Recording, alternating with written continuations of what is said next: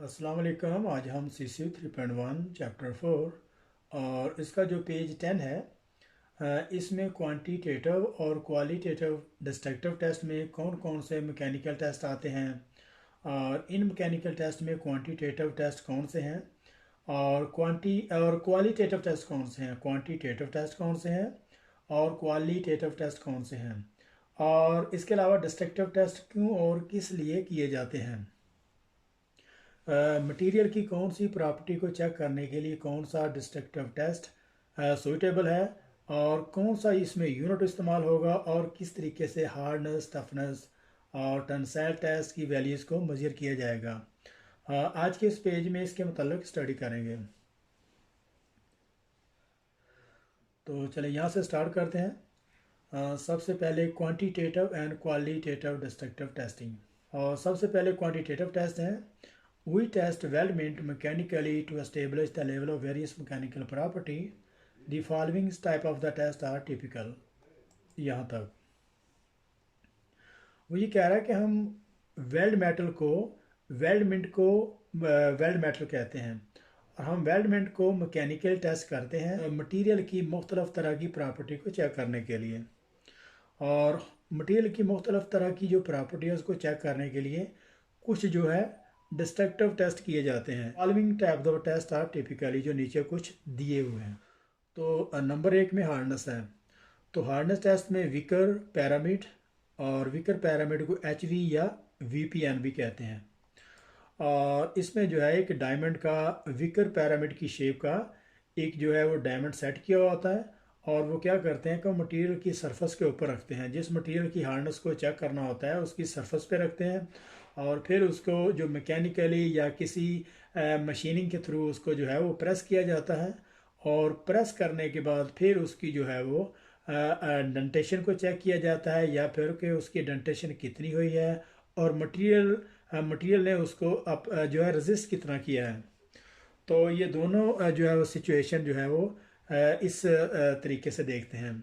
और इसके बाद ब्राइनल है जिसको BHN भी कहते हैं और इसका भी सेम प्रोसेस है, लेकिन इसमें क्या करते हैं कि जो इसमें 5 और 10 mm डायामीटर जो स्टील बाल इस्तेमाल करते हैं, मटेरियल की सरफेस के ऊपर रखते हैं और सरफेस के ऊपर रखने के बाद फिर उसको जो है प्रेस किया जाता है और जितना वो मटेरियल के अंदर घुसता है या फिर मटेरियल उसको कितना रेजिस्ट करता है, तो ये उसकी जो एडेंटेशन कितनी हुई है, कितनी उसको रेजिस्ट हुआ है, तो ये दोनों जो उसकी वैल्यू को चेक किया जाता है BHN में।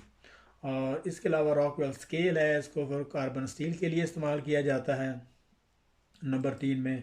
और इसी में तकरीबन यही सेम वही स्टील बाल इस्तेमाल करते हैं, लेकिन इसका जो डायमीटर है वो डिपेंड करता है कि स्टैंडर्ड ने कौन सा जो रिकमेंड किया है। और नंबर 2 में है टफनेस, और टफनेस में 4 PV जॉल्स है।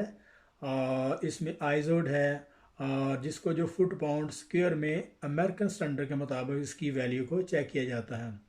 और फिर नंबर 3 में है CTOD, crack tip opening displacement, और इसको जो है मिलीमीटर में चेक किया जाता है। तो टफनेस को चेक करने का ये तरीकाकार है कि इसमें एक मशीन नमा एक जो हैमर उसमें जो है वो फिक्स किया होता है और जैसे ही उसका लीवर छोड़ते हैं तो हैमर जो है वो घूमता हुआ जो झूलता हुआ आता है वो सीधा स्पेसिमेन जो टेस्ट पीस जिसको चेक करना होता है और फिर उसको ब्रेक कर देता है। और ब्रेक करने के बाद जो है उसकी जो कंडीशन है, जिस तरीके से वो टूटा है, अगर तो सडनली सेम ऐसे टूट गया जैसे शीशा है तो फिर उसमें हार्डनेस है, उसमें ब्रिटलनेस होगी। और अगर टूटने की उसकी कंडीशन उसमें थोड़ा बेंड आया है या फिर थोड़ी उसकी जो कर्व है वो फ्रंट साइड से अगर उसकी विड्थ ज़्यादा बढ़ गई है तो फिर डेफिनेटली वो हार्डनेस नहीं है, उसमें टफनेस होगी या फिर उसमें डक्टिलिटी। ये डिपेंड करता है कि उसकी सिचुएशन है किस तरह से वो डैमेज टूटा है। और इसके बाद आइजोड है और सेम इसी तरीके से इसको भी जो है इस्तेमाल करते हैं। इसमें जो 10 mm स्क्वायर का 10 बाई 10 mm स्क्वायर का एक जो है स्पेसिमेन जिसको टेस्ट पीस कहते हैं, उसमें एक नोच लगाते हैं और नोच लगाने के बाद सेम 4 PV की तरह उसको जो है एक मशीन में बांध दिया जाता है और मशीन में बांधने के बाद जो है उसका लीवर रिलीज करते हैं और वो जो हैमर झूलता आता है वो सीधा स्पेसिमेन को जो है वो ब्रेक कर देता है। और ब्रेक होने के बाद फिर उसको चेक करते हैं कि उसकी जो है वो किस तरीके से वो डैमेज हुआ है। जैसे हमने पहले टफ 4PV में बात की, सेम उसी तरीके से वो भी इस पे भी अप्लाई होगा। और इसी तरीके से फिर उसकी जो टफनेस है या फिर उसकी जो हार्डनेस है, दोनों को वो चेक किया जाएगा। और इसके बाद CTOD है, जिसका फुल फॉर्म है क्रैक टिप ओपनिंग डिस्प्लेसमेंट। इसको जो है मिलीमीटर में मेजर किया जाता है। और इसको ब्रेक करने का तरीका ये होता है कि इसको एक कट लगाते हैं। कट लगाने के बाद एक क्लिप गेज जो है वो उस कट वाली जगह पे रखते हैं। जैसा मैकेनिज्म प्रोसेस जिससे वो डैमेज हो उसको किया जाता है। और डैमेज करने के बाद उसकी जो क्लिप गेज है, जैसे जैसे उसकी वो क्रैकिंग बढ़ती जाती है, वो क्लिप गेज उसी तरीके से वो ओपन होती जाती है। और कंप्लीटली क्रैक होने के बाद उसकी क्लिप गेज को मिलीमीटर में मेजर करते हैं। और फिर उसके जितनी उस पर लोड लगा है और जितनी फोर्स लगी है वो सारी इसकी सारी कैलकुलेटर की जाती है। उसका टाइम टेबल सारा नोट करके फिर उसकी जो हार्डनेस है, उसकी जो टफनेस की वैल्यू है, उसको मेजर किया जाता है। टेंसाइल स्ट्रेंथ, तो इसमें ट्रांसफर रिड्यूस है, रेडियस रिड्यूस है। तो लॉन्गिजनल ऑल वेल्ड मेटल, और इसमें टेंसाइल स्ट्रेंथ को इस तरीके से मेजर करते हैं कि उसमें हीट अफेक्टेड जोन भी होगा, पेरेंट्स मेटल भी होगा, और ख़ास तौर पर उसमें वेल्ड मेटल भी होगा। और अगर इसके अलावा फिलर मेटल को भी जो है वो उसकी टेंसाइल स्ट्रेंथ को चेक किया जाता है। लेकिन अगर हम बात करते हैं मेटल की, तो मेटल को दोनों सिरे से पकड़कर खींचते हैं। खींचने के बाद उसको फिर चेक किया जाता है उसमें रिड्यूस कितना हुआ है, कहाँ से वो रिड्यूस हुआ और कितनी उसमें इलोंगेशन हुई है, लंबा कितना हुआ है और कहाँ से उसकी रिडक्शन हुई है। तो दोनों मेजरमेंट को फिर वो न्यूटन पर मिलीमीटर स्क्वायर में उसकी जो है वो स्ट्रेंथ को चेक किया जाता है। इसमें टेंसाइल स्ट्रेंथ को चेक करते हैं, इसमें यील्ड पॉइंट चेक किया जाता है, इसमें डक्टिलिटी चेक की जाती है। और इसको जो न्यूटन पर मिलीमीटर स्क्वायर में इसकी जो स्ट्रेंथ को चेक किया जाता है। अमेरिकन स्टैंडर्ड में बात करें तो अमेरिकन स्टैंडर्ड में इसकी जो PSI में इसको मेजर करते हैं और पाउंड स्क्वायर इंच में। तो सेम इसी तरीके से लॉन्गिट्यूडनल ऑल वेल्ड मेटल भी उसका तकरीबन सेम वही प्रोसेस है। All the above test 1 to 3 have unit and are the term quantitative test. वो ये कह रहा है कि 1 से लेकर 3 तक जितने भी ये हार्डनेस, टफनेस, टेंसाइल स्ट्रेंथ के जो मेथड हैं, इसके यूनिट होते हैं और इसको हम क्वांटिटेटिव टेस्ट कहेंगे। क्वांटिटेटिव टेस्ट इसलिए कहेंगे कि इसमें जो इसकी जो टफनेस है, हार्डनेस है, स्ट्रेंथ है, उसको जो मेजर किया जाता है कि इसमें स्ट्रेंथ कितनी है, कितनी क्वांटिटी है, कितनी इसमें टफनेस है और इसमें हार्डनेस की कितनी क्वांटिटी है। तो इसलिए इसको क्वांटिटेटिव टेस्ट कहेंगे और इसका 1 से लेकर 3 तक इनका यूनिट होता है। तो आई होप कि आपको इस चीज़ की समझ आई होगी। तो अभी अब चलते हैं नेक्स्ट डक्टिलिटी में। तो डक्टिलिटी जो इसकी मेजर जब की जाती है, जब इसको दोनों तरफ से पकड़कर खींचते हैं, तो खींचने के दौरान इसकी जो एलोंगेशन है वो कितना उसमें लंबाई है और कितनी उसमें रिडक्शन है, दोनों को मेजर करते हैं। और एलोंगेशन में इसकी जो मेजर जो है वो E% में की जाती है। For weld metal this property is generally measure as a E% during tensile testing. यहाँ से इसको देखते हैं। वो कहता है कि जो वेल्ड मेटल की जो प्रॉपर्टी है उसको आमतौर पर जो है E% में इसको मेजर किया जाता है जब इसको टेंसाइल टेस्टिंग जो है वो किया जाता है। और इसके बाद क्वांटिटेटिव टेस्ट हैं। Quantitative test are mainly use in welding procedure approval test and generally would not be use in welder approval test. यहाँ तक